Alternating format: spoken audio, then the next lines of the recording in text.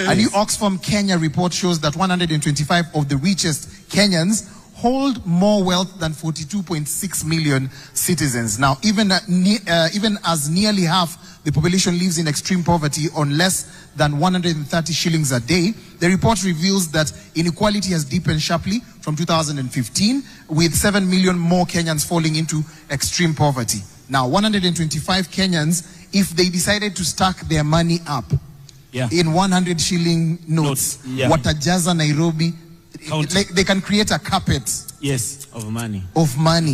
Only 125 of them have more wealth than 42.6. This guy is saying you know, for context, hapa mali tumeka 125 ni hapa tu, like just behind us, hapa tu. If we put 125 people here, they are richer than more than 46 million Kenyans. You know, it gives me two things to think about. Thing number one is, what is this obsession with primitive accumulation of wealth if it does not serve humanity? And two, I think there should be a way, you know, the same way the president was proposing a law on he who earns more should contribute more to health benefits, to things like this, as they should. I think this should be the same case with taxation and Nini and everything else, so that we are doing percentages off, so that if I'm contributing 1,500, you can't contribute 1,500 if your wealth alone can feed a full county. Because if there are 125 people, that means there's one person who can feed a whole county every single day.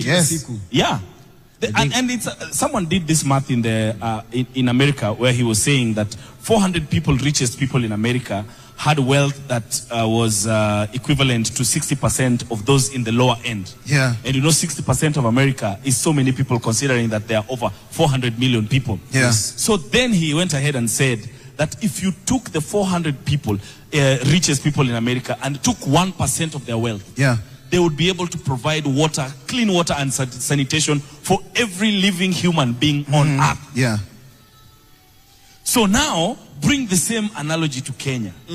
That maybe these things that we are going through, instead of us going to borrow money from Sijui Wapi, instead of us going to Sijui Nini from Wapi, these 125 people, they can decide to do affordable housing themselves. How much hapo? Kuna 4 billion, 8 billion. But it seems every time we have this conversation, I always get abused online, people telling me that it is not the responsibility of the rich to take care of the poor. But most people do not know, but that unequal distribution of resources itself is what sets you up for poverty.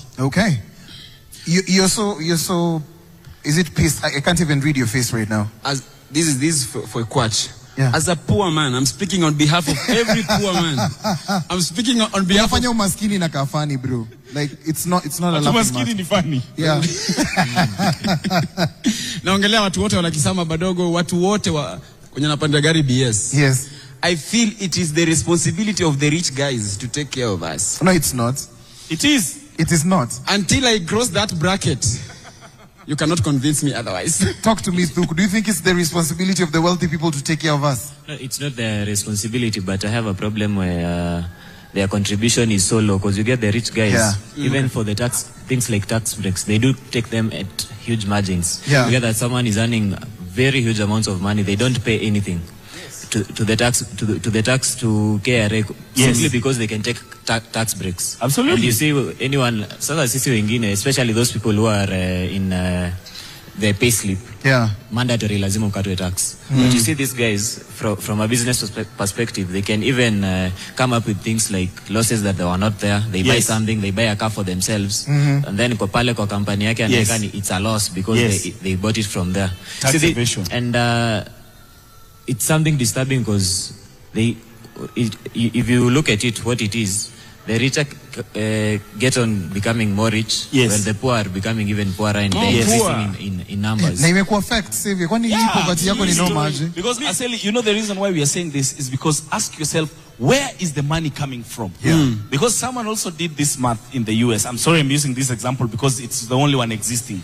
And said, there is nothing possibly you can do in this world. There is no effort equivalent to $1 billion.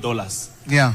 There is nothing the richest person in the world is doing more than someone who's just $1 millionaire. Yeah. That he can clearly say that I am a billionaire, $1 billionaire, because I did this and you didn't do this. There is nothing. What they're doing is, if you follow it, you will find some to.